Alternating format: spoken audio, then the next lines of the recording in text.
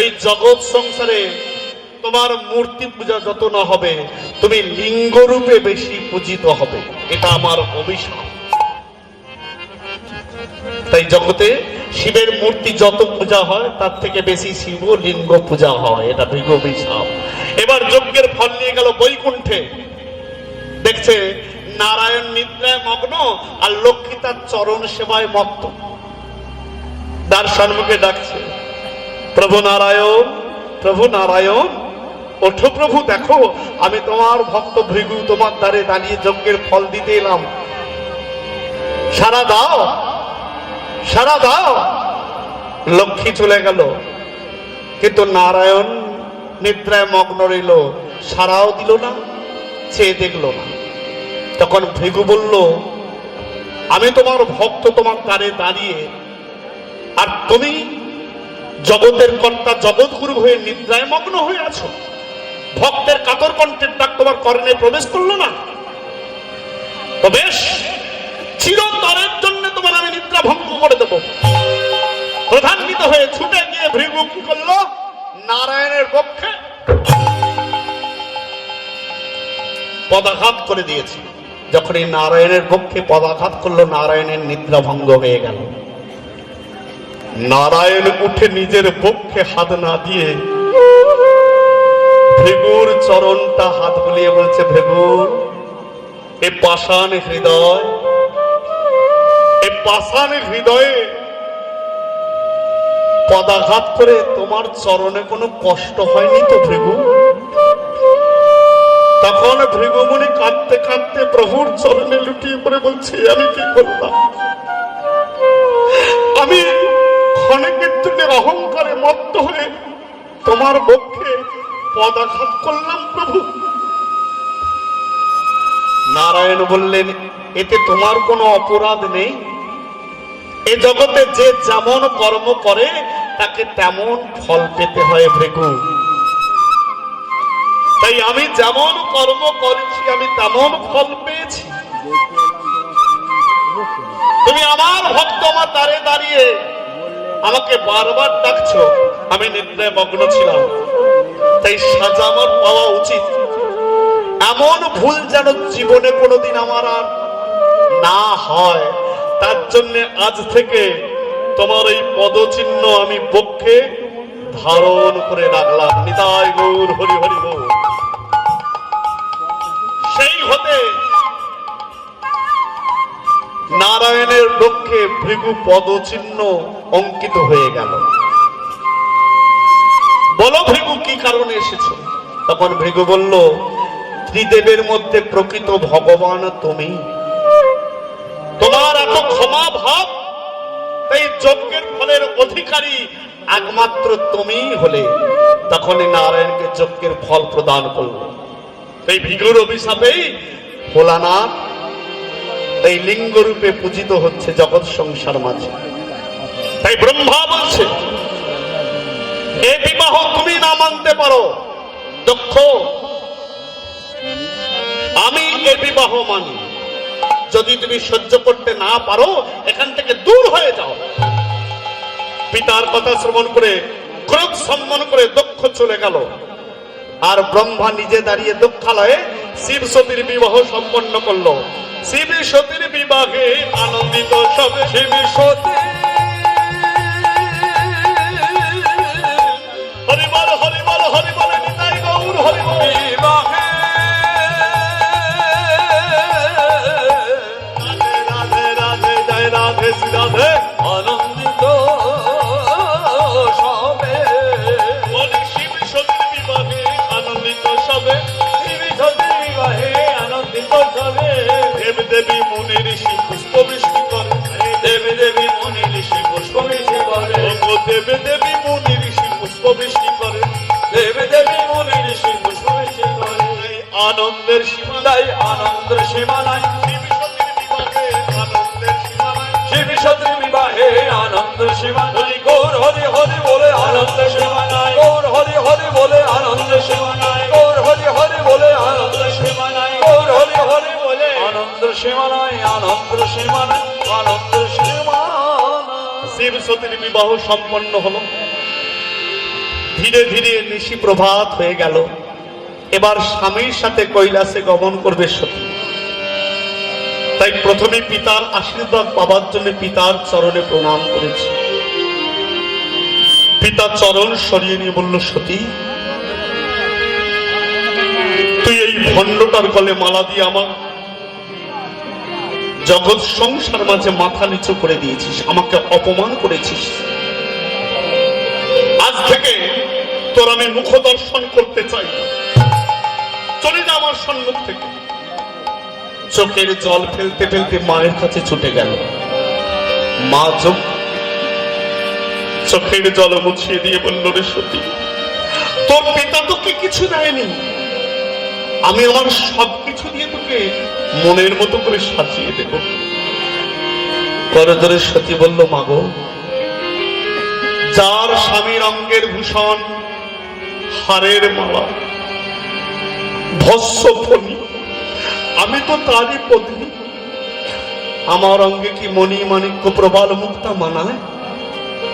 তুমি শুধু দুহাত ভরে আশীর্বাদ করো, আমি যেন ভক্তি ভরে সারা জীবন স্বামীর সেবা করে যেতে পারি। যাবার সময় মাগো চোখের জল ফেলে আমার যাবার পথ পিছন করে দিও না। যাবার বেলা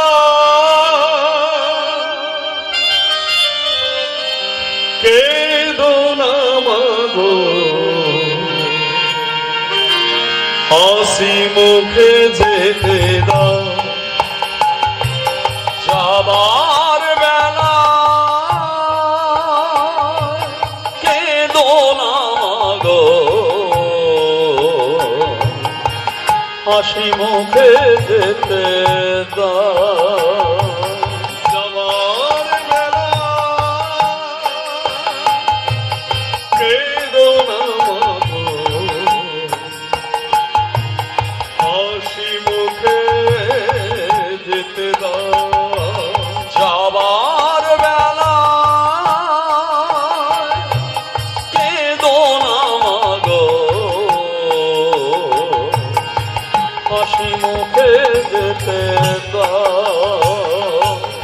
গৃহে আদরিনী সতী সুখী হবে মেনে না। প্রতির গৃহে আদরিনী সতী সুখী হবে জেনে না। যাবার বেলা কেঁদো না মাগো, হাসি মুখে যেতে দাও। যাবার বেলা কেঁদো না মাগো, হাসি মুখে যেতে দাও। মাগো হাসি মুখে যেতে দাও। যখনই পিতার আলয় ছেড়ে কৈলাসে চলে গেল সতী, কঙ্খল রাজ্যে নেমে এলো দুঃখ কষ্ট, অন্ধকার ঢেকে গেল কঙ্খল রাজ্য। মনে করে দেখুন বাবা, যেদিন মহামায়ার কাছে বর চেয়েছিল প্রজাপতি দক্ষ ক্ষীরোদ সাগরের তীরে, যে মাগো আমি জগৎ সংসার মাধ্যমে তোমাকে কন্যা রূপে লাভ করতে চাই, তখন মহামায়া বলেছিল যদি জগৎ সংসার মাঝে আমার কোনদিন তুমি অপমান করো, অবমাননা করো, আমি কিন্তু সেই মুহূর্তে তোমাকে ছেড়ে চলে যাব। আর যেদিন আমি তোমাকে ছেড়ে চলে যাব, সেদিন তুমি আমার সাথে সাথে সবকিছু সুখ শান্তি হারাবে। আজকে সেটাই ঘটল। যখন এই সতী পিতার আলয় ছেড়ে ভোলানাথের সাথে কৈলাসে গমন করলো, কঙ্খল রাজ্যে অন্ধকার নেমে এলো, দুঃখ কষ্ট নেমে এলো। এইভাবে বহুদিন পার হয়ে গেল। দেখতে দেখতে কঙ্খল রাজ্যে বৃষ্টি হচ্ছে না। বৃষ্টি যদি না হয় বাবা ফসল হবে কি করে? আর ফসল যদি না হয় কি খেয়ে প্রজারা বাঁচবে? ক্ষুধায় কাতর হয়ে হাহাকার করছে কঙ্খলের প্রজাগণ। একদিকে সতীকে হারানোর জ্বালা, আর একদিকে প্রজাদের হাহাকার সহ্য করতে পারছে না দক্ষ। প্রজারা ছুটে এসে করজোড়ে বলছে, হে দক্ষপতি, আপনি দয়া করে সতীমাকে আমাদের কাছে ফিরিয়ে আনুন। যখন সতীমা এই কঙ্খল রাজ্যে আমাদের কাছে ছিল, দুঃখ কষ্ট আমাদেরকে কোনোদিন স্পর্শ করতে পারে না। যেদিন হতে সতীমা আমাদেরকে ছেড়ে কঙ্খল রাজ্য ছেড়ে চলে গেল, সেই দিন থেকে আমাদের জীবনে দুঃখ কষ্ট নেমে এসেছে। আমাদের বিশ্বাস, সতীমা যদি ফিরে আসে আবার আমরা সুখ শান্তি আনন্দ ফিরে পাবো। তাই দয়া করে সতীমাকে কঙ্খল রাজ্যে ফিরিয়ে আনুন। প্রজাপতি দক্ষ বলল, তা কখনো সম্ভব না। তোমাদের এই দুর্দশা, আমার এই দুঃখ কষ্ট বেদনা, এর জন্য দায়ী আমার কন্যা নয়, এর জন্য দায়ী ওই ভণ্ড ভোলানাথ। আমি মরার আগে একবার শেষ চেষ্টা করে দেখতে চাই যে জগৎ সংসার থেকে তার নামটা মুছে দিতে পারি কিনা। তাই আমি এই কঙ্খল রাজ্যে বৃহস্পতি যজ্ঞ করব। এই যজ্ঞটা যদি আমি পূর্ণ করতে পারি, তাহলে জগৎ থেকে শিবের নামটা চিরতরের জন্য মুছে যাবে। কেউ তাকে যজ্ঞের ভাগ দেবে না, আর দেবতা বলে স্বীকার করবে না। কারণ এই যজ্ঞে সকল দেবতাকে আমি যজ্ঞের ভাগ দেব, একমাত্র ভোলানাথকে যজ্ঞের ভাগ আমি দেব না। এটা হবে শিবহীন যজ্ঞ। ব্রহ্মা ছুটে এসে বাধা দিল, এ কাজ করো না পুত্র, শুনল না। নারায়ণ বাধা দিল, শুনল না।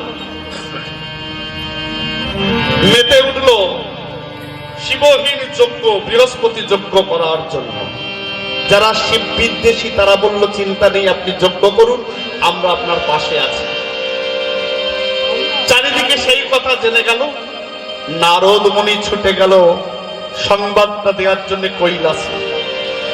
ভোলানাথ ধ্যানে মগ্ন আছেন।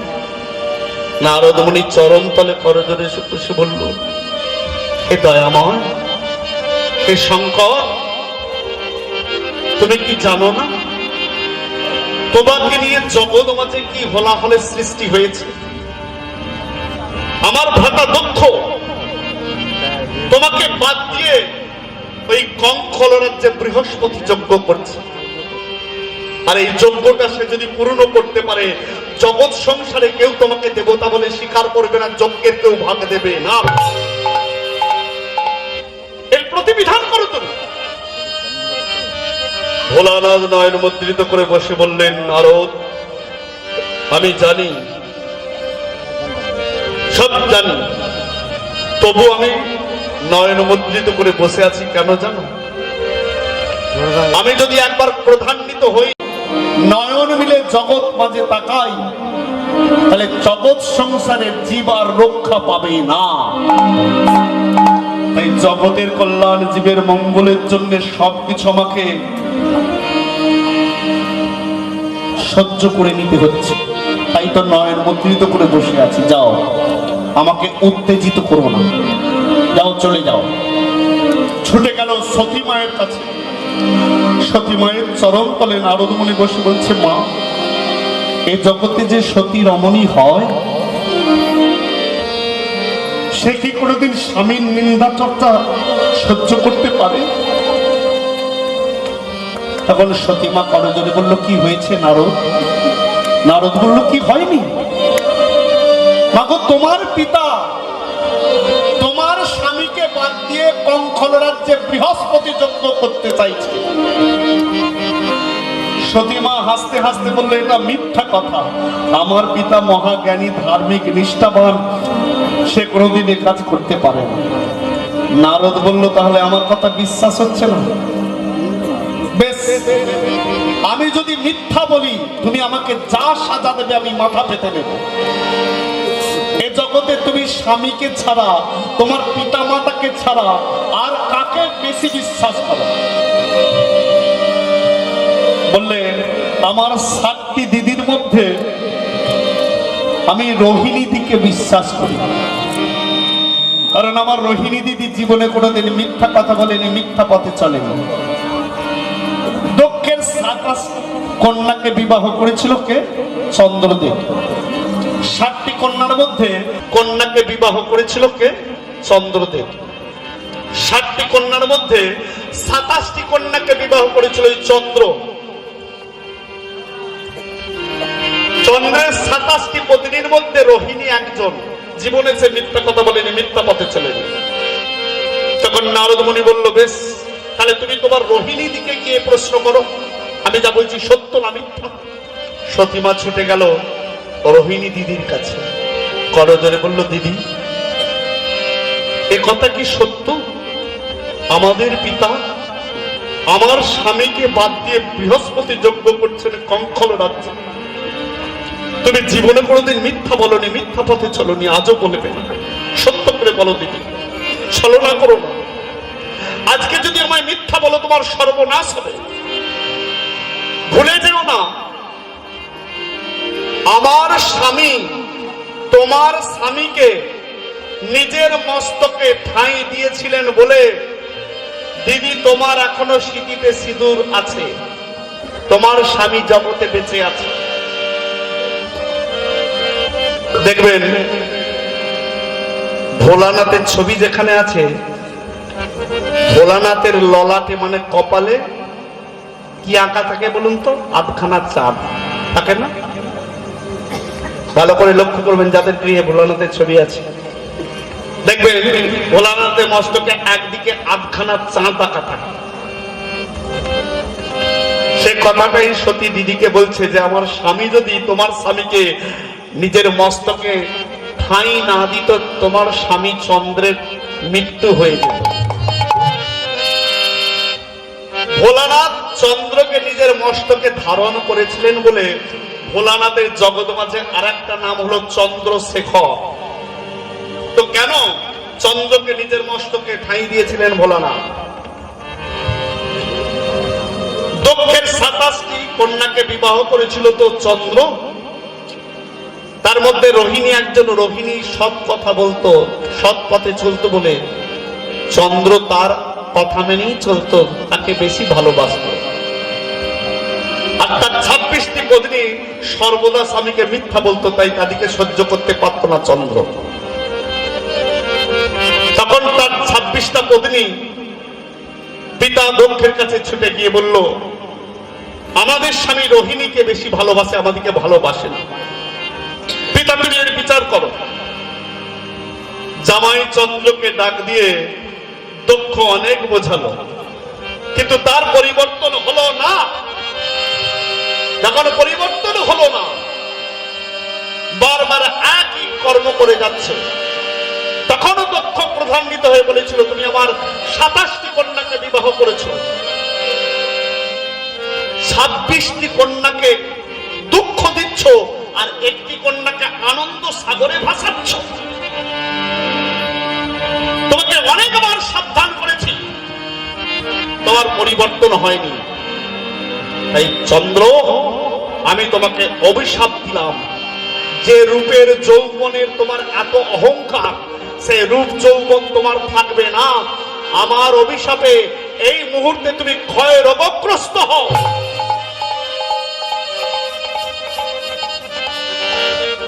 যখনই শ্বশুর অভিশাপ দিল জামাইকে, ক্ষয় রোগ সৃষ্টি হয়ে গেল চন্দ্রের দেহে। চন্দ্রের দেহটা এক পল করে ক্ষয়তে শুরু করলো। চন্দ্র চিন্তা করলো, আর তো আমি বাঁচবো না। এই বাঁচার জন্য ছুটে গেল নারায়ণের কাছে। নারায়ণ পাঠিয়ে দিল ব্রহ্মার কাছে, ব্রহ্মা পাঠিয়ে দিল কার কাছে? মৃত্যুঞ্জয়ের কাছে। বললে, গো চন্দ্র, মৃত্যু যাকে ভয় করে সেই হলো মৃত্যুঞ্জয়, যে মৃত্যুকে জয় করতে পেরেছে, তার কাছে ছুটে যাও। তখন ভোলানাথের কাছে ছুটে গিয়ে ভোলানাথের চরণে লুটিয়ে পড়ল চন্দ্র। সকল কথা যখন বলল যে আমার শ্বশুরের অভিশাপ খুলে গেছে, ক্ষয় রোগ সৃষ্টি হয়ে গেছে, আর আমি বাঁচবো না, তুমি আমায় বাঁচাও ভোলানাথ। তখন ভোলানাথ বলল, চন্দ্র, এই অভিশাপ থেকে আমি তোমাকে মুক্তি দিতে পারবো না। তখন ভোলানাথের চরণ জড়িয়ে ধরে নয়ন জলে চরণ ধৌত করে দিচ্ছে। চন্দ্রের চোখে জল দেখে ভোলানাথ বলল, বেশ, অভিশাপ ফলবে। তাহলে অভিশাপ যদি ফলে যায় আমি তো মরে যাব, আমার দেহটা ক্ষইতে ক্ষইতে শেষে আর কোন চিহ্ন থাকবে না, সব শেষ হয়ে যাবে। বলো বেশ, তো হয়ে যাক, তাহলে আর আমি বাঁচবো কি করে? বলে তার জন্য আজ থেকে আমি আমার মস্তকে তোমাকে আশ্রয় দিলাম। আজ থেকে তুমি আমার মস্তকে অবস্থান করো। চন্দ্র বলে এতে কি ফল হবে? বলে দক্ষের অভিশাপও ফলবে। দক্ষের অভিশাপে তোমার দেহটা এক পল করে ক্ষইতে ক্ষইতে একদিন তোমার দেহটা বিলীন হয়ে যাবে। যেদিন তোমার দেহটা বিলীন হয়ে যাবে, আমার মস্তকে ঠাঁই পাওয়ার জন্য ঠিক তার পরদিন থেকে তোমার এক পল করে দেহটা সৃষ্টি হবে। একদিন আমার কৃপায় তুমি পূর্ণ দেহ প্রাপ্ত হবে। নিতাই গৌর হরি বল। জগৎ মাঝে সেটা কিন্তু এখনো হয়ে যাচ্ছে। কি বলুন তো, সেটা কি? দক্ষের অভিশাপে চন্দ্রের এক পল করে ক্ষইতে ক্ষইতে একদিন চন্দ্রের দেহটা বিলীন হয়ে যায়। তার পরদিন থেকে এক পল করে সৃষ্টি হতে হতে একদিন ভোলানাথের কৃপায় পূর্ণ দেহ প্রাপ্ত হয়। অমাবস্যা পূর্ণিমা, হরিবল হরিবল। অমাবস্যার দিনে দক্ষের অভিশাপে চন্দ্রের দেহটা বিলীন হয়ে যায়। আর ভোলানাথের মস্তকে ঠাঁই পাওয়ার জন্য অমাবস্যার পরে কি প্রতিপদ থেকে ভোলানাথের কৃপায় চন্দ্রের এক পল করে গৃহ সৃষ্টি হয়। পূর্ণিমার দিন সে পূর্ণ দেহ প্রাপ্ত হয়। নিতাই গৌর হরি হরি বল। তাই আজকে সতী করজোড়ে দিদিকে বলছে, তাহলে আমার স্বামী তোমার স্বামীকে মস্তকে ঠাঁই দিয়েছিল বলে আজও তোমার স্মৃতিতে সিঁদুর আছে, তাহলে আমাকে মিথ্যা বলো না। রোহিণী তখন ছোট বোন সতীকে বক্ষে জড়িয়ে ধরে বললাম, জীবনে মিথ্যা বলিনি, আজও বলবো না। একথা সত্য। আমাদের পিতা শিবকে বাদ দিয়ে যজ্ঞ করতে চাইছে, শিবহীন যজ্ঞ করতে চাইছে। দিদির কথা শুনে সতীমা কাঁদতে কাঁদতে ছুটে এলো কৈলাসে। নারদ বলল, কি হলো মা, আমার কথাটা সত্য হলো, এখন কি করি নারদ? আমি কি করে প্রতিবিধান করি, কেমন করে এই যজ্ঞ বন্ধ করি? নারদ বলল, তুমিই পারো এই যজ্ঞ বন্ধ করতে। কি করে? তুমি পূর্বের শক্তি জাগরিত করো। বলে আমার তো মনেই পড়ছে না আমি পূর্বে কে ছিলাম, কোথায় ছিলাম, কি ছিলাম। তাহলে তুমি আমার পূর্বস্মৃতি জাগিয়ে দাও, যেন আমি বুঝতে পারি আমি পূর্বে কে ছিলাম, কোথায় ছিলাম, কি ছিলাম। তখন মায়ের পূর্বস্মৃতি ফিরিয়ে আনার জন্য মায়ের চরণ তলে বসে নারদমণি মায়ের এক এক রূপের গুণগান গাইছে। মা নয়ন মুদ্রিত করে শ্রবণ করছে। মা গো, তুমি সেই জগতের মহাশক্তি, জগৎকে রক্ষার জন্য, ভক্তকে রক্ষার জন্য, মহিষাসুরকে নিধন করার জন্য দশভুজা ত্রিনয়নী রূপ ধারণ করেছিলে। জগ দুর্গা দুর্গতি নাশিনী দুর্গা, জগ দুর্গা দুর্গতি নাশিনী দুর্গা, জগ নারিণী দুর্গা, জগ ভীম ভৈরব ত্রিশূল ধারিণী দুর্গা, জগ দুর্গা দুর্গতি নাশিনী দুর্গা, জগ দুর্গা দুর্গতি নাশিনী দুর্গা। তুমি আবার নিশুম্ভকে বধ করার জন্য দুর্গার ললাটের নয়ন থেকে এক রূপ ধারণ করেছিলে জগৎ মাঝে। কালী কালী মহাকালী, কালীকে পাপ হারিণী, কালী কালী মহাকালী, কালীকে পাপ হারিণী, হরে মাত্র অক্ষরে দেবী নারায়ণী নমস্তুতে। কালী কালী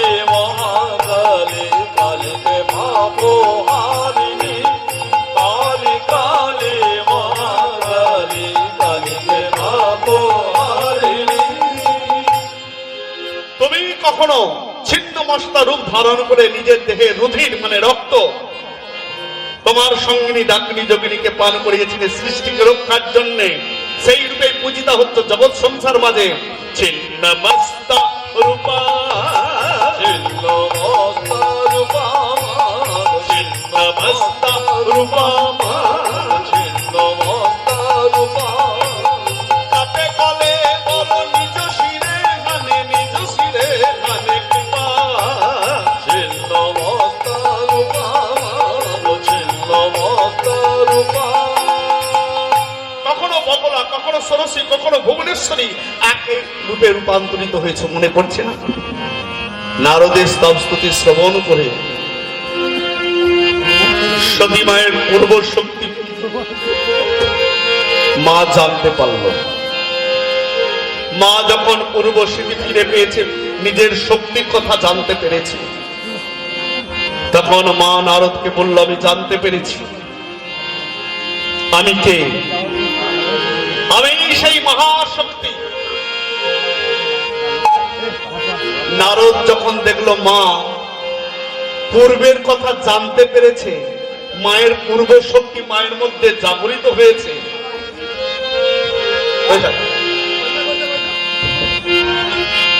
তখন নারদ মুনি মায়ের চরণে প্রণাম করে চলে গেল। এবার সতীমা স্বামীর কাছে এসে করজোড়ে দাঁড়িয়ে বলল, স্বামী আমায় অনুমতি দিন, আমি পিত্রালয়ে গমন করব। ভোলানাথ নয়ন মিলে দর্শন করে বলছি, সতী কি বললে? পিত্রালয়ে গমন করবে? পিতার গৃহে যেতে চাও? তুমি জানো তোমার পিতা যজ্ঞ করছে, সেই যজ্ঞে আমাদের কিন্তু নিমন্ত্রণ জানায়নি। তাহলে যেখানে তোমার পিতা আমাদের নিমন্ত্রণ জানায়নি, বিনা নিমন্ত্রণে আমাদের সেখানে যাওয়া কি ঠিক হবে? তখন করজোড়ে সতী স্বামীকে বলছে, স্বামী আমার পিতা আপনাকে নিমন্ত্রণ জানাননি, আপনি যাবেন না, কিন্তু আপনি তো আমায় বাধা দিতে পারেন না। নিমন্ত্রণের আপনার প্রয়োজন আছে, আমার প্রয়োজন নেই। হ্যাঁ গো মা, পিতার ঘরে যদি কোনো অনুষ্ঠান হয়, কন্যার নিমন্ত্রণের প্রয়োজন হয়, জামাইয়ের নিমন্ত্রণের প্রয়োজন আছে, জামাইয়ের গৃহলোকের নিমন্ত্রণের প্রয়োজন আছে, কন্যার নিমন্ত্রণের প্রয়োজন আছে। তাই সতী বলছে, আমি পিতার গৃহে যাব, তার জন্য আমার নিমন্ত্রণের কি প্রয়োজন? আপনার নিমন্ত্রণের প্রয়োজন আছে। আমার পিতা যখন আপনাকে নিমন্ত্রণ জানাননি, আপনি যাবেন না, কিন্তু আপনি তো আমায় বাধা দিতে পারেন না। আমায় অনুমতি দিন, আমি সেখানে যাই। যদি অনুমতি না দিই, তখন সতীমা ক্রোধান্বিত হয়ে করজোড়ে বলল, বেশ, তাহলে আপনার সম্মুখে আমি প্রাণটা ত্যাগ করবো। সতী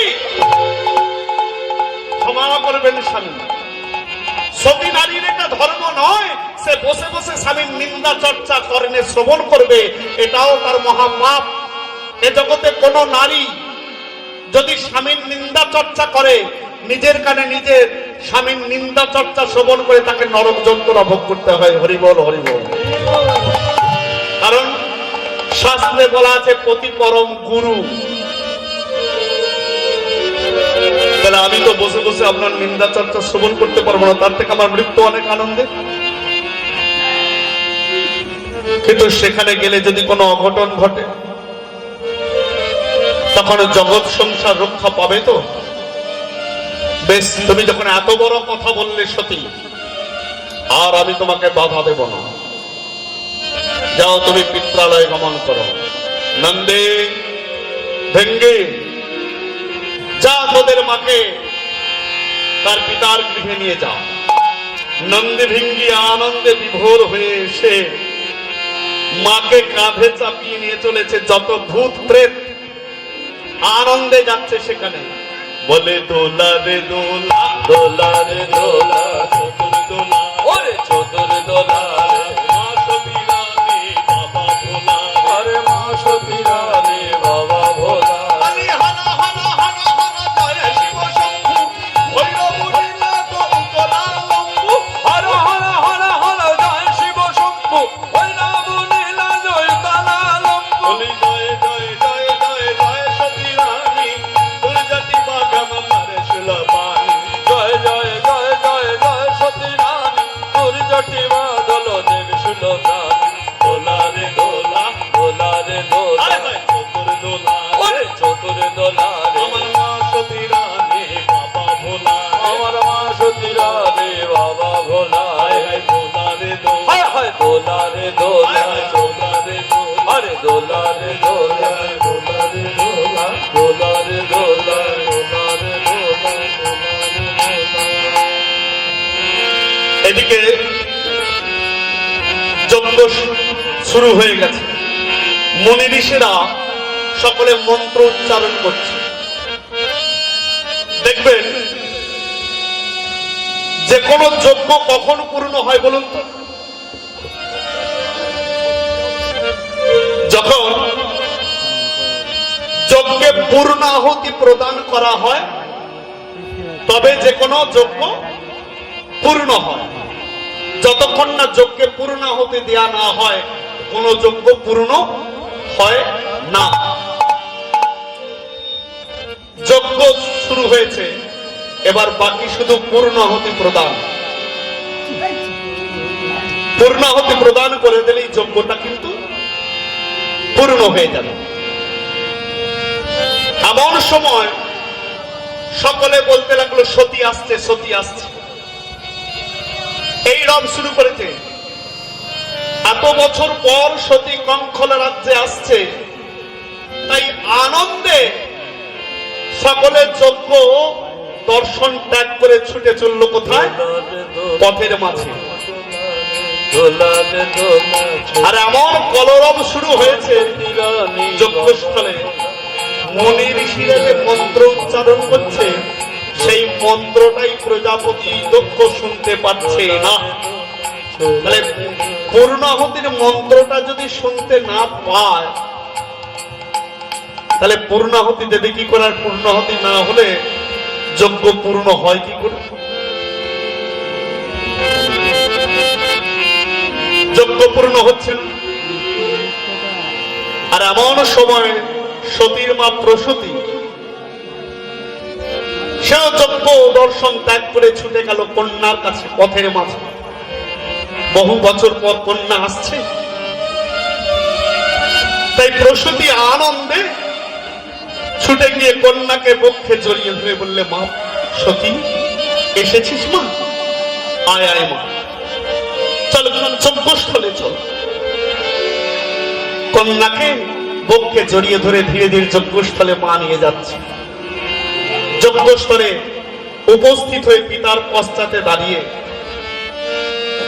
সতী পিতাকে বলল, বাবা তুমি মহাজ্ঞানী হয়ে এ তুমি কি কর্ম করছো?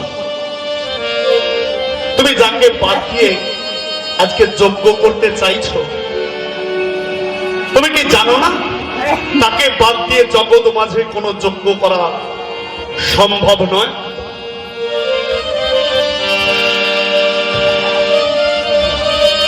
তিনি শঙ্কর, তিনি আশুতোষ, অল্পতি সন্তুষ্ট হন। তাই আমি করজোড়ে তোমার কাছে মিনতি করছি, অহংকার অভিমান ত্যাগ করো, তুমি তার শরণে যাও, তোমার সকল অপরাধ তিনি ক্ষমা করে দেবেন। কন্যার কথা শ্রবণ করে ক্রোধান্বিত হয়ে দক্ষ বলে উঠল, সতী তুই পিতাকে ধর্ম শিক্ষা দিতে এসেছিস? ভুলে যাস না তোর পিতা ব্রহ্মার সন্তান, তোর পিতা মহাজ্ঞানী। করজোড়ে বলছে, আজকে মহাজ্ঞানী হয়ে অহংকারে মত্ত হয়ে তুমি শিশুর মতো কর্ম করছো বাবা। কোনটা ঠিক কোনটা ভুল তুমি বুঝতে পারছো না। তুমি নিজের সর্বনাশ ঘটাতে যাচ্ছ, জগতের সর্বনাশ ঘটাতে যাচ্ছ। তাই তোমাকে সাবধান করতে এসেছি। শান্ত হও, দূর হয়ে যাও। তোর আমি মুখ দর্শন করতে চাই না। ঠিক, আমি তো তোকে নিমন্ত্রণ জানাইনি, তাহলে বিনা নিমন্ত্রণে কেন তুই এলি যজ্ঞস্থানে? কলেজরে বলল, আমি তোমার কন্যা, আমার নিমন্ত্রণের প্রয়োজন নেই। যার নিমন্ত্রণের প্রয়োজন আছে তাকে তুমি নিমন্ত্রণ জানাও নি, তাই সে আসেনি। কন্যা পিতার গৃহে যাবে, তার জন্য তার নিমন্ত্রণের কি প্রয়োজন? বলে আমি তো কন্যা বলে স্বীকার করি না। বাহ, কন্যা বলে স্বীকার করো না? তাহলে এই দেহটা যে তোমারই দান, তোমার দেহ থেকে এই দেহটার উৎপত্তি, এটা কি তুমি অস্বীকার করবে? কেন মিথ্যে এই অহংকার অভিমান ত্যাগ করো? ও, তোর স্বামীকে আমি যজ্ঞের ভাগ দিইনি বলে, যাতে তোর স্বামীকে যজ্ঞের ভাগ আমি দিই, তার জন্য ছুটে এসেছিস? ওরে সতী, শুনে যা, তোর স্বামী আমার কাছে কোনোদিন যজ্ঞের ভাগ পাবে না। তাকে যজ্ঞের ভাগ আমি দেব না। তাকে বলে দিস যজ্ঞের ভাগ তো আমার কাছে পাবে না। তবে হ্যাঁ, যেদিন সকলে ভিক্ষার পাত্র নিয়ে আমার দ্বারে এসে দাঁড়াবে, তোর স্বামীকে বলে দিস তাদের সাথে ভিক্ষার পাত্র নিয়ে যেন আমার দ্বারে এসে দাঁড়ায়। আমার কাছে ভিক্ষা নিয়ে যাবে, কিন্তু যজ্ঞের ভাগ সে পাবে না। সতী প্রতিনিন্দার সহ্য করতে পারল না, তার নয়ন থেকে অশ্রু প্লাবিত হতে লাগলো, আর দুহাত দিয়ে দুটি কর্ণ চেপে ধরল। স্বামীর নিন্দা চর্চা শ্রবণ করতে না পেরে পিতাকে বলল, এই কর্ণ দিয়ে বাবা তোমার মুখ থেকে আমি স্বামীর নিন্দা চর্চা শ্রবণ করেছি, তাই এই দেহটা পাপে পরিপূর্ণ হয়ে গেছে। এই পাপময় দেহ আমি আর ধারণ করে বেঁচে থাকতে চাই না, তাই তোমার আলোয় আমি এই দেহ ত্যাগ করে দিতে চাই। যজ্ঞস্থলে প্রাণ ত্যাগ করল। যখন এই যজ্ঞস্থলে প্রাণ ত্যাগ করেছে, সতীর দেহটা ভূমিতলে পতিত হয়ে গেল। যখনই সতীর মৃত্যু ঘটেছে, কৈলাসে মহাদেব ধ্যানমগ্ন ছিলেন। ভোলানাথের সাথে সাথে ধ্যান ভঙ্গ হয়ে গেছে। ভোলানাথ আমার জানতে পেরেছেন যে সতী যজ্ঞস্থলে প্রাণটা ত্যাগ করেছে। তাই ভোলানাথ প্রধান্বিত হয়ে উঠতেই তার ললাটের নয়ন থেকে অগ্নি বাহির হতে লাগলো। তার জটা থেকে আর এক রুদ্র রূপ বাহির হলো, যার নাম হলো বীরভদ্র। বীরভদ্রকে আদেশ করলেন, বীরভদ্র যাও, যজ্ঞস্থল লণ্ডভণ্ড করে দাও। যে মুখে আমার নিন্দা করে দক্ষ সতীর মৃত্যু ঘটিয়েছে, সেখানে গিয়ে যেন আমি সেই মুখ না দেখি। দক্ষ তুমি শিরচ্ছেদ করে দাও। বীরভদ্র ভোলানাথের আদেশ মতো গিয়ে যজ্ঞস্থল লণ্ডভণ্ড করে দিল, দক্ষের শিরচ্ছেদ করে দিল। দক্ষের মাথাটা যজ্ঞ অগ্নিকুণ্ডে পড়ে দাউ দাউ করে আগুন জ্বলতে শুরু করলো। আর এখানে ভোলানাথ প্রলয় নৃত্য করতে করতে চলল কোথায়? কঙ্খল রাজ্যে দক্ষালয়ে।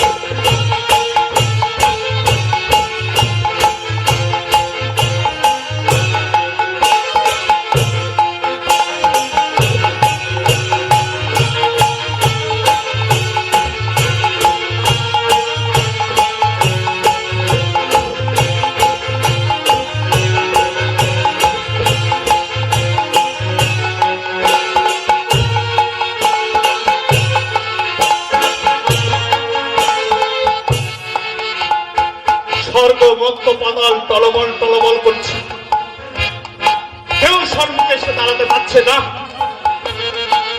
একজন এসে দাঁড়ালো, কে?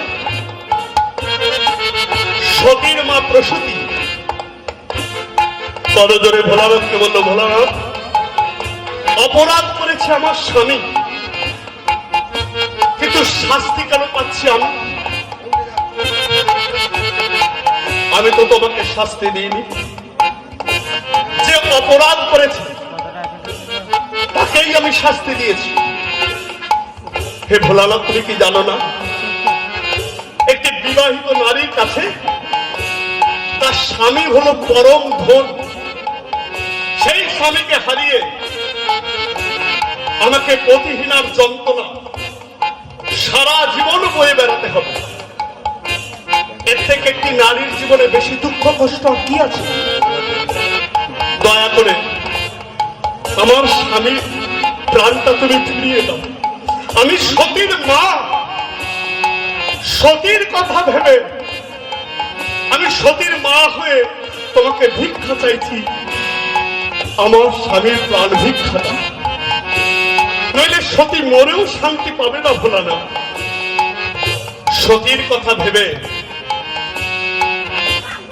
প্রসূতির স্মৃতির সিঁদুর ফিরিয়ে দেবেন বলে ভোলানাথ কি করলেন, একটি ছাগমুণ্ড এনে দক্ষের অঙ্গে জোড়া দিয়ে দিলেন। দক্ষের দেহটা হলো মানবের, মাথাটা হলো ছাগের।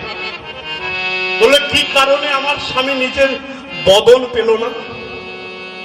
যে মুখে আমার নিন্দা করে সে সতীর মৃত্যু ঘটিয়েছে, সেই বদন কোনোদিন সে ফিরে পাবে না। এরপর থেকে যতদিন ধরা বাঁধে তোমার স্বামী জীবিত থাকবে, এই ছাগমুণ্ড নিয়ে জীবিত থাকবে। তিনি তো মৃত্যুঞ্জয়, প্রাণটা সঞ্চার করলেন। যখনই দক্ষের প্রাণ ফিরিয়ে দিয়েছেন, দক্ষের দেহটা মানবের, মাথাটা ছাগের। ডাকটা কেমনই হলো, যখনই ছাগের মতো ডাকছে, ওই ডাকটা শুনে সকলেই হেসে উঠল। সকল রমণীগণ হাসি শোভন করে ক্রোধান্বিত হয়ে ভোলানাথ বললেন, হে রমণীগণ, আজকে একটি ছাগের ডাক শুনে তোমরা হাসলে, আমিও বলে দিলাম দক্ষের মাথাটা ছাগের বলে ছাগের মতো ডাক দিচ্ছে। সেই ডাক শুনে তোমরা যখন হাসলে, তোমরা যতবার ধরা মাঝে নারী হয়ে জন্ম নেবে, তোমাদেরকে ওইভাবে জীব নাড়া দিতে হবে। সেটা কি গো মা? তো উলুলুটা উলুলু করলে হবে, এবার জীবটা তো নাড়তে হবে নাকি? ওই বিবাহ বাসরে তো বলতে হয় না, এটা হরিবাসর দিন গো। হরিবল হরিবল হরিবল, কপাল আমার। সেই জন্য দেখবেন যে কোনো শুভ কাজে আপনাদেরকে উলুধ্বনি দিতে হয়। আপনারা যদি উলুধ্বনি না দেন, শুভ কাজ সুসম্পন্ন হবে না, এটা ভোলানাথের আদেশ। এবার বলল, প্রসূতি, আমি সতীর জন্য তোমার স্মৃতির সিঁদুর ফিরিয়ে দিয়েছি, এবার আমার পথ ছেড়ে দাও, আমাকে সতীর কাছে যেতে দাও। সতীর দেহটা স্কন্ধে ধারণ করে ভোলানাথ প্রলয় নৃত্য শুরু করলেন।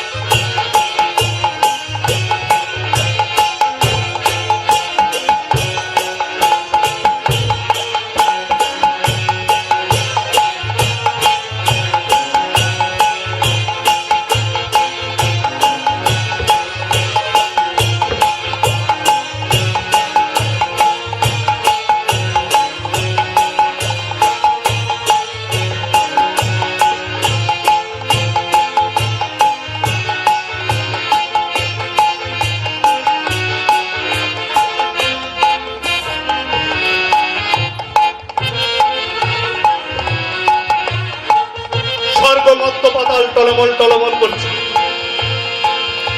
সকল দেবতা করে ধরে বলছে, হে নারায়ণ, ভোলাকে শান্ত করো।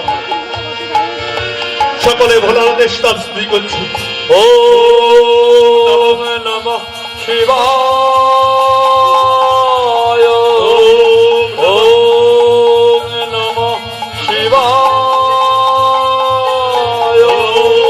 ওম নমঃ শিবায়। তাতেও যখন ভোলানাথ শান্ত হলেন না, তখন নারায়ণ বললেন, সতীর দেহ যতক্ষণ তার অঙ্গে থাকবে সে শান্ত হবে না। সৃষ্টিকে রক্ষার জন্য নারায়ণ ডাক দিলেন, সুদর্শন। সুদর্শন চক্র এলো, যাও সতীর দেহটাকে খণ্ড খণ্ড করে দাও। সুদর্শন চক্র ঘুরতে ঘুরতে সতীর দেহটাকে খণ্ড খণ্ড করে দিল। মায়ের সুন্দর দেহটা একণ্ঠটি খণ্ড হল। যেখানে এক খণ্ড পতিত হয়, মায়ের এক পিঠ গড়ে ওঠে। তাই জগৎ মাঝে 51 পিঠ গড়ে উঠেছে। তখন ভোলানাথ সতীকে হারায় মনের দুঃখে কৈলাসে গিয়ে বসে বসে নয়ন জলে বুক ভাসাচ্ছে। এইভাবে কয়েক বছর পার হয়ে গেল, তবু ভোলানাথের চোখের জল বন্ধ হচ্ছে না। তখন ব্রহ্মা নারায়ণকে বলল, প্রভু, ভোলা যদি বসে বসে নয়ন জলে বুক ভাসায়, তার চোখের জলে জগৎ সংসার ভেসে যাবে। ত্রিদেবের মধ্যে একজন যদি এই ভাব নিয়ে বসে থাকে, জগৎ সংসার রক্ষা হবে কি করে? তাহলে ভোলাকে কিভাবে পূর্বের ভাবে ফিরিয়ে আনা যায়? নারায়ণ বলল, মাকে তাহলে আবার জন্ম নিতে হবে। মা যদি ভোলার পাশে অবস্থান করে, তবেই ভোলা পূর্ব ভাবে ফিরে আসে। তখন নারায়ণ ব্রহ্মা মাকে ডাকলো, মা, তুমি দয়া করে আবার ধরা মাঝে জন্ম নিয়ে ভোলাকে শান্ত করো। ত্রিশক্তিকে তুমি রক্ষা করো, নইলে জগৎ নাশ হয়ে যাবে। নারায়ণ ব্রহ্মার আহ্বানে মা আবার ধরা মাঝে জন্ম নিলেন। কোথায়? হিমালয়ের ঘরে। হিমালয়ের পত্নী মেনকার গর্ভে সতীমা দ্বিতীয়বার জন্ম নিলেন, উমা নাম ধারণ করে। দ্বিতীয়বার জন্ম নিল, নাম হলো উমা। ধীরে ধীরে উমা বড় হয়ে উঠল, বিবাহযোগ্য হলো।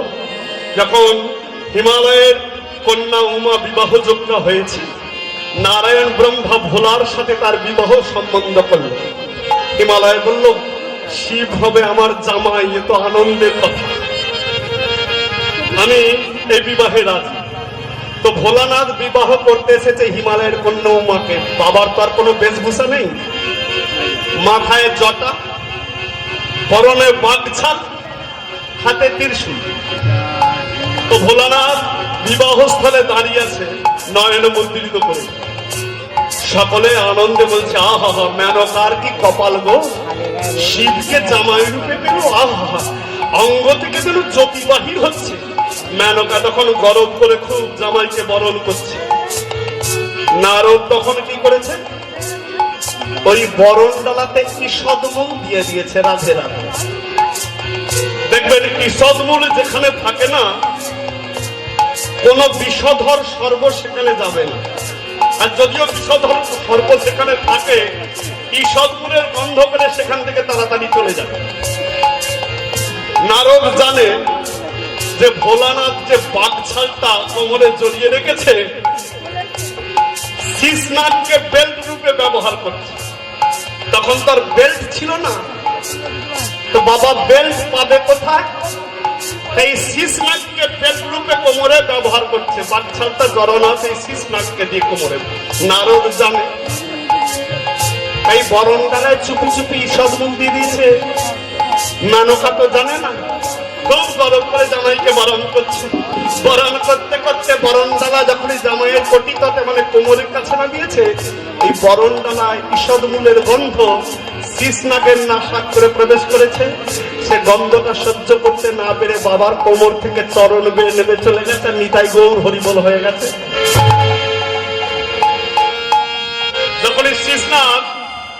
কোমর থেকে চরণ বেয়ে নেমে চলে গেল। এবার কি হলো বাবা জানে, আপনারা জানেন, আমি জানি না। বাবার বাগছালটা খুলে চরণে পড়ে গেল। বাবার হুঁশ নেই, বাবার নামেও ভোলা, কাজেও ভোলা। বাবা আমার নয়ন মুদ্রিত করে দাঁড়িয়ে আছে ত্রিশূল হস্তে। মেনকা বলছে, কি গো, হ্যাঁ, জামাইয়ের কোনো হুঁশ নেই, অঙ্গে যে বসন নেই সে দেখতে পাচ্ছে না, নয়ন মুদ্রিত করে দাঁড়িয়ে আছে, লজ্জা নেই। মেনকা লজ্জিত হয়ে মাথায় ঘোমটা দিয়ে দিয়েছে। সেই থেকে মায়েদের মাথায় ঘোমটা দিয়া শুরু হলো, তার আগে ঘোমটা দিয়া ছিল না। যখনই মেনকা মাথায় ঘোমটা দিয়েছে, পদকর্তা আনন্দে কলম দিয়ে দিলেন, ও মেনকা, মেনকা মাথায় দিল ঘোমটা,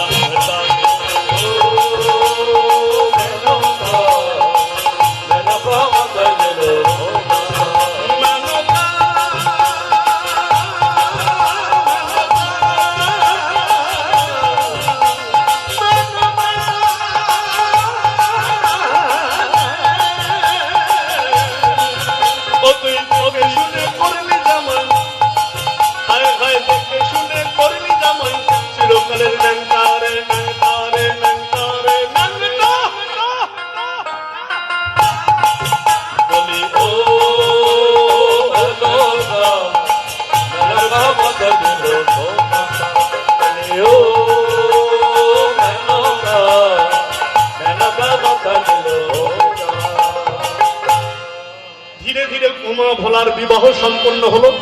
উমা ভোলার বিবাহে আনন্দিত সবে, উমা ভোলার বিবাহে আনন্দিত সবে। দেব দেবী মনে পুষ্প বৃষ্টি করে, দেব দেবী মনে পুষ্প বৃষ্টি করে, বলি আনন্দের সীমানায়, আনন্দের সীমানায়। উমা ভোলার বিবাহে আনন্দের সীমানায়, উমা ভোলার বিবাহে আনন্দের সীমানায়। গৌর হরি হরি বলে আনন্দের সীমানায়, গৌর হরি হরি বলে আনন্দের সীমানায়, গৌর হরি হরি বলে আনন্দের সীমানায়, গৌর হরি হরি বলে আনন্দের সীমানায়, আনন্দের সীমানায়, আনন্দের সীমানায়। উমা ভোলার বিবাহ সম্পন্ন হলো। ভোলা সকল দুঃখ ফিরে আনন্দে বিভোর। ধীরে ধীরে উমা ভোলাকে কৈলাসে নিয়ে গিয়ে বসাইছে দেবগণ। কৈলাসে আকাশনে উমা ভোলা বসেছে, সকল দুঃখ ভুলে গিয়ে আনন্দে সাগরে ভাসছে। আর এই ভাব থেকে বৈকুণ্ঠের লক্ষ্মী নারায়ণ এক আসনে বসেছে, আর সাবিত্রী ব্রহ্মা ব্রহ্মলোকে এক আসনে বসেছে, আর আমাদের মধুর বৃন্দাবনে রাধা গোবিন্দ এক আসনে বসেছে। এই তিন যুগল ঘেরি সবে প্রণাম করিল, তিন যুগল ঘেরি সবে প্রণাম করিল, তিন যুগল ঘেরি সবে প্রণাম করিল, তিন যুগল ঘেরি সবে প্রণাম করিল। প্রেমানন্দে সবাই মিলে নিতাই গৌর হরি বল, প্রেমানন্দে সবাই মিলে হরি হরি বল, হরি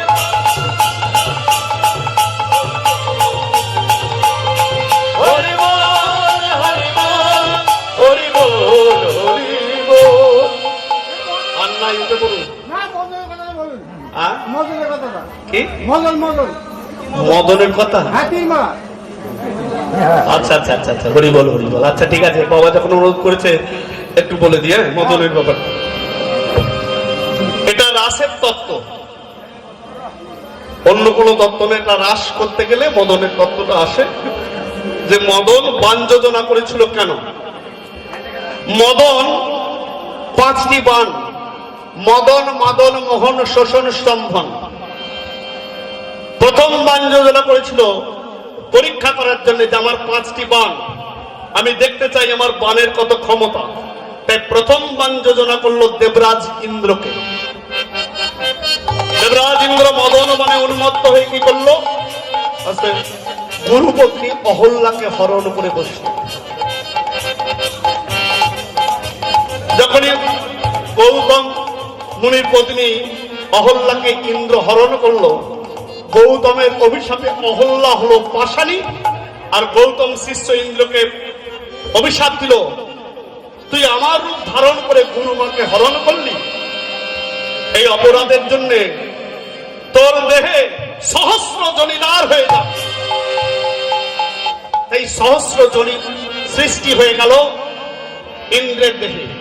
যখন ইন্দ্র গুরুর চরণ ধরে কাঁদতে লাগলো, তখন গৌতম মুনি সেই সহস্র জলি সহস্র লোচনে পরিণত করলো, সেই থেকে ইন্দ্রের দেহে সহস্র লোচন সৃষ্টি হয়ে গেল। দ্বিতীয় বন যোজনা করলো কাকে? চন্দ্রকে।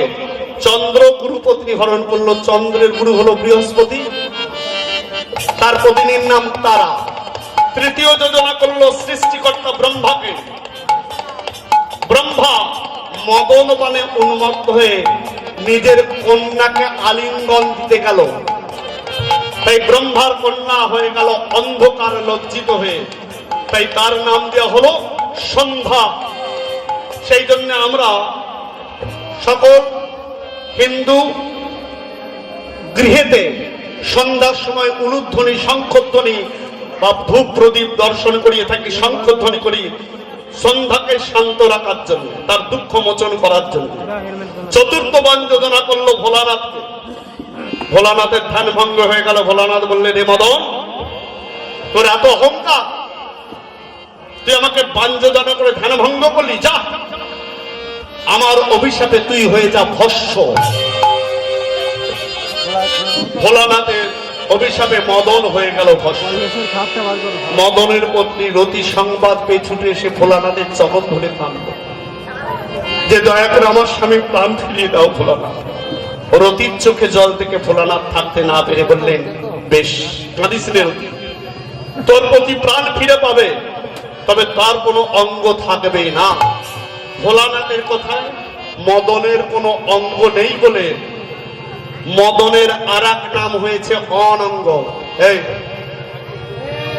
মদনের আর এক নাম হলো অনঙ্গ। তখন রতি বলল, আমার স্বামীর যদি কোনো অঙ্গ না থাকে সে অবস্থান করবে কোথায়? বলে, প্রত্যেকটা জীবের মধ্যে তোর স্বামী অবস্থান করবে, তাই প্রত্যেকটা জীবের মধ্যে কামেন্দ্র মদন বর্তমান। পঞ্চম মান যোজনা করলো কাকে? কৃষ্ণকে। কৃষ্ণ বললেন, মদন, তুমি আমাকে বান যোজনা করলে, তো এই অহংকার আমি তোমার চূর্ণ করে দেবো। কোন দিন জানো? যেদিন বৃন্দাবনে 300 কোটি গোপীকে নিয়ে করব আমি রাস, 300 কোটি গোপীর সঙ্গে আমি নৃত্য গীত করবো, তবু সেখানে কামের লেশ থাকবে না। এতেই তুমি আমার কাছে হার মানবে, আর আমি তোমাকে হারিয়ে জগৎ মাঝে নাম ধারণ করবো মদন মোহন।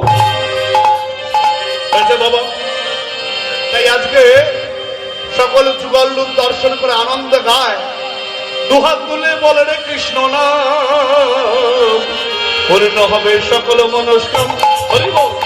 দুহাত তুলে বলে রে কৃষ্ণ নাম, পূর্ণ হবে সকল মনস্কাম।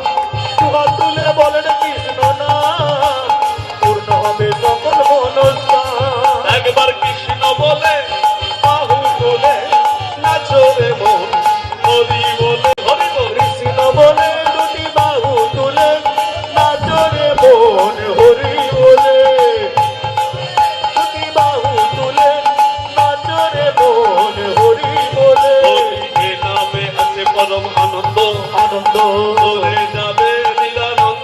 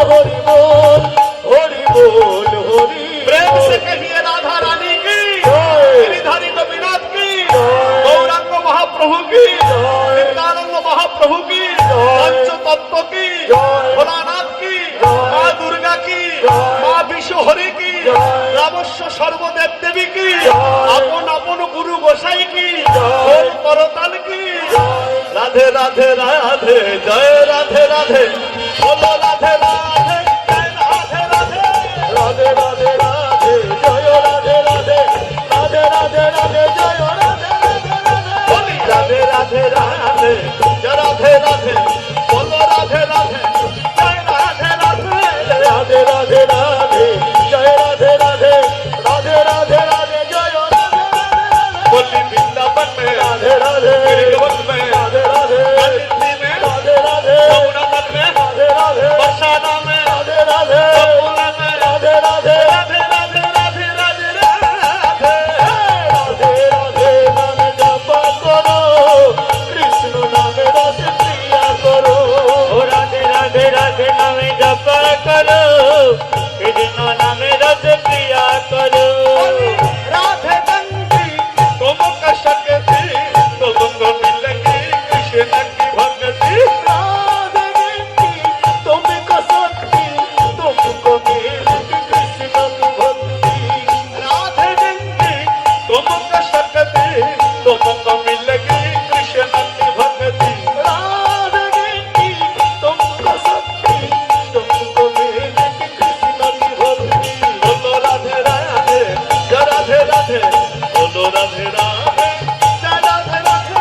बोलो राधे राधे जय राधे राधे, बोलो राधे राधे जय राधे राधे राधे। बोली बरसाना में, राधे राधे गिरिवन में, राधे राधे कालिंदी में, राधे राधे यमुनानगर में, राधे राधे गोकुल में, राधे राधे राधे राधे राधे राधे राधे राधे राधे। राधे राधे नाम जप करो, कृष्ण नाम रस प्रिया करो। ओ राधे राधे राधे नाम जप करो, कृष्ण नाम रस प्रिया करो। राधा रानी हे महारानी, तुमको महिमा सब जग जानी। राधा रानी हे महारानी, तुमको महिमा सब जग जानी। बोली राधा रानी हे महारानी, तुमको महिमा सब जग जानी। राधा रानी हे महारानी, तुमको महिमा सब जग जानी। बोलो राधे राधे जय राधे राधे, बोलो राधे राधे श्री राधे राधे।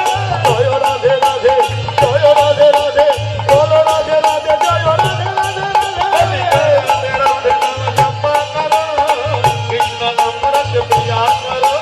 राधे राधे राधे नाम जप करो, कृष्ण नाम रस प्रिया करो। बोली राधे राधे राधे नाम जप करो, कृष्ण नाम रस प्रिया करो। राधे राधे राधे नाम जप करो, कृष्ण नाम रस प्रिया करो। बोलो राधे जय राधे, बोलो राधे बोलो राधे। जय राधे जय राधे जय राधे जय राधे। ओ सम प्यारी दर पे है तुम्हारी, कृपा करो मुझसे। ओ समय प्यारी दर्द है तुम्हारी, कृपा करो मुझसे।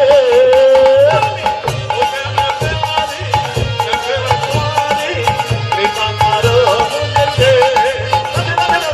ओ समय प्यारी दर्द है तुम्हारी, कृपा करो मुझसे। सासों में तू, दिल में तू, सांसों में तू, दिल में है तू, सासों में तू, दिल में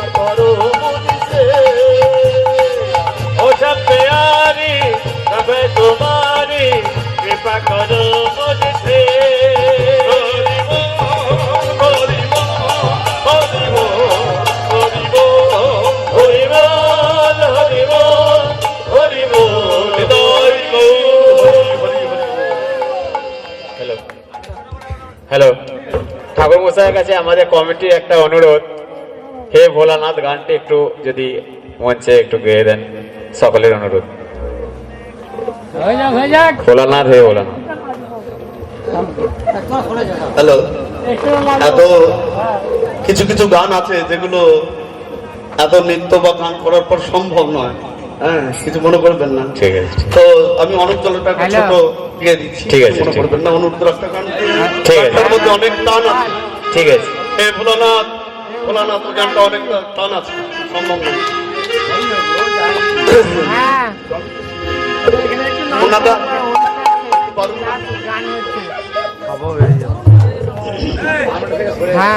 যাইনি, যাই, ঠিক আছে, ঠিক আছে। কেমন হলো? ঠিক আছে, আমরা এই যে খাবার বেরোবো। হ্যাঁ,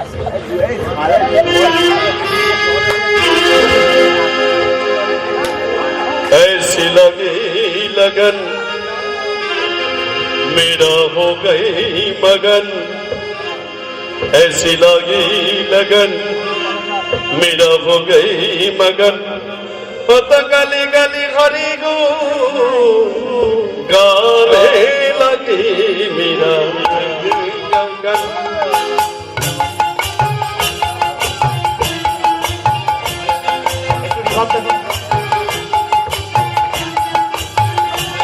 ऐसी लगी लगन मेरा हो गई मगन, ऐसी लगी लगन मेरा हो गई मगन, आता गली गली हरी गोल गाने लगे मेरा जो गन चले, मेरा जो गन चले, मेरा रानी दीवानी कहाने चली, ऐसी लगी लगन मेरा हो गई मगन।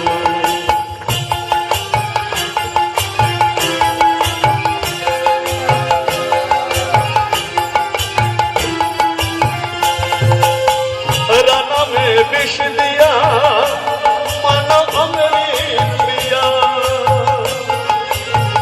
राना में विष दिया मानो अमृत पिया, मुख से घोष मुख से गोविंद कहे दुख लगो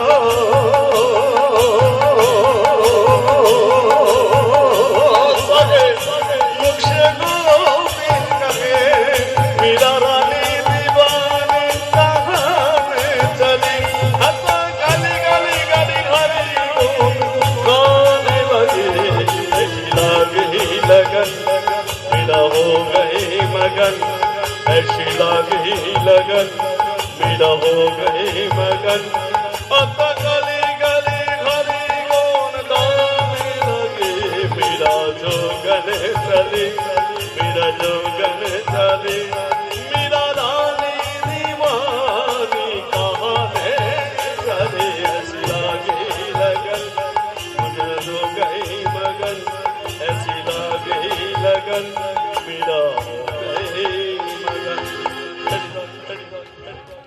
হ্যালো, অসংখ্য ধন্যবাদ প্রখ্যাত কীর্তনিয়া নয়ন মুখার্জি মহাশয়কে আমাদের মধ্যে যে সময়টা উনি দিলেন, এর জন্য আমরা কৃতজ্ঞ।